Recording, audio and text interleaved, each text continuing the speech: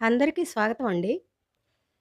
విరహము కూడా సుఖమే కాదా, నిరతము చింతన మధురము కాదా, వియోగ వేళల విరిసే ప్రేమల విలువను కనలేవా,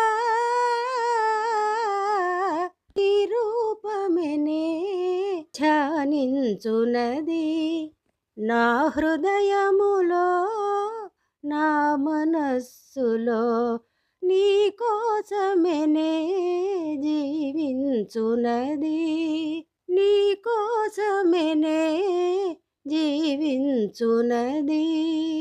గొంతు ఏమాత్రం బాగుపడలేదండి. ఇప్పట్లో బాగుపడదు. ఎందుకంటే జలుబులు, దగ్గులు పూర్తిగా వదిలిపోవటం లేదు. ఎండలొచ్చి వాతావరణం అంతా ఎండితే గాని బహుశా ఈ అనారోగ్యాలు తగ్గవేమో. ఈరోజు ఎప్పట్లా నేనొక విషయం మీతో షేర్ చేసుకోవాలని ఈ వీడియో పెడుతున్నానండి. నిన్నగాక మొన్ననో ఎప్పుడో ఒక వీడియో చూశా. చూడగానే చాలా భయమేసింది. ఇలాంటి వార్తలు వినక చాలా కాలమైంది. సమాజంలో ఈ చెడు, ఈ జాడ్యం కాస్త తగ్గిందేమో, అందరూ కాస్త జాగ్రత్తగా ఉన్నారేమో అని అనుకున్నా. ఎందుకు భయమేసిందంటే, మళ్ళీ మొదలవుతోందా ఈ జాడ్యం? ఎందుకంటే ఒక్కోసారి ఒక్కో రకమైన వార్తలు వింటుంటే ఇక ఆ మర్నాడు నుంచి మనకి సోషల్ మీడియా నిండా అవే వినిపిస్తూ ఉంటాయి అలాంటివే. అక్కడిలా జరిగింది, ఇక్కడిలా జరిగింది అని రకరకాలుగా చిలవలు, పలవలతో సహా. అందుకోసం చాలా భయమేసిందండి. ఇంతకీ వార్త ఏమిటంటే, మన దగ్గర కాదనుకోండి, పొరుగు రాష్ట్రంలో. అయినప్పటికీ మనుషులు అంతా ఒకటేగా.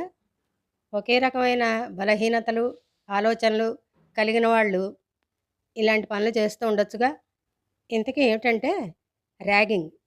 ఈ మధ్య కాలంలో వింటలేదు. బహుశా మరి కాలేజీలు, యాజమాన్యాలు, పేరెంట్స్ చట్టాలు కొంచెం గట్టిగా ఉండి జాగ్రత్త పడుతున్నారేమో కానీ తెలియటల్లా, బయటకైతే రావటల్లా. అలాంటిది ఒక వీడియో చూసా. సరే, మన సోషల్ మీడియా వాళ్ళు మైకులు వేసుకుని పెడతారు కదా.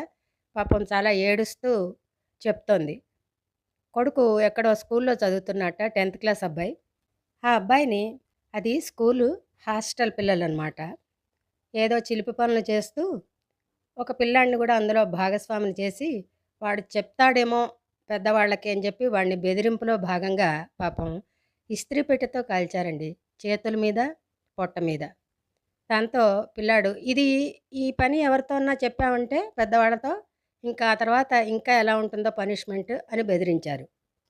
బెదిరించేటప్పటికి ఈ అబ్బాయి భయపడిపోయి ఎవరికీ చెప్పకుండా ఏదో కాలిందని చెప్తే వాళ్ళు ఏదో మందు ఇచ్చారట స్కూల్ వాళ్ళు, ఆయింట్మెంటో ఏదో.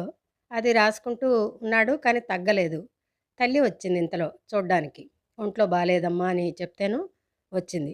ఆవిడకు కూడా ముందే అబ్బాయి చెప్పలా, భయపడిపోయి. తర్వాత ఆ అమ్మాయికే అనుమానం వచ్చి తల్లికి గట్టిగా నిలదీసి అడిగి అప్పుడు ఇంటికి తీసుకెళ్ళి ఏదో వైద్యం అది చేయిస్తూ చెప్పుకొచ్చిందనమాట. అది పరిస్థితి. మళ్ళీ మొదలైందా?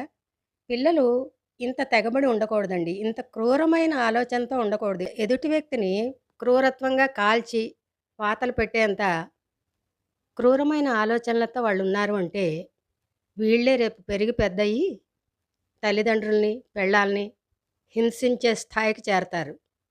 కాదంటారా?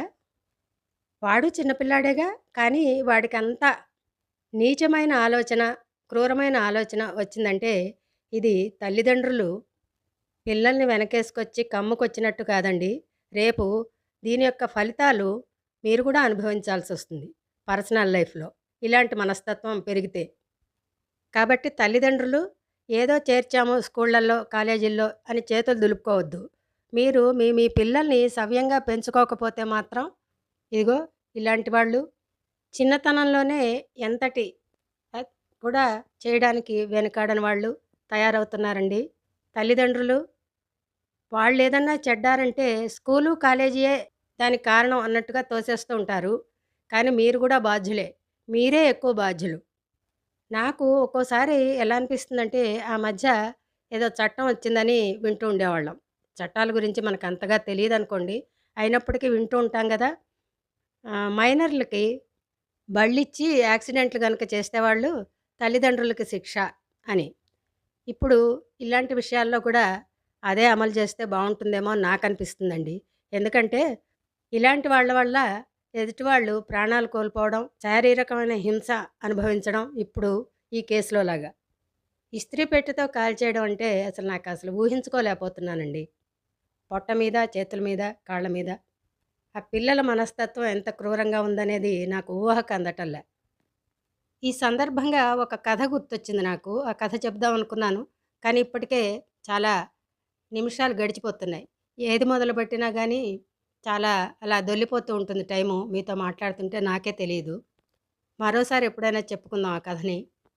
ఆ వీడియోలో సందర్భం కాకపోయినా వివరిస్తానండి ఆ కథ. ఎందుకంటే నాకంతగా మనసుకి హత్తుకుపోయింది ఆ కథ.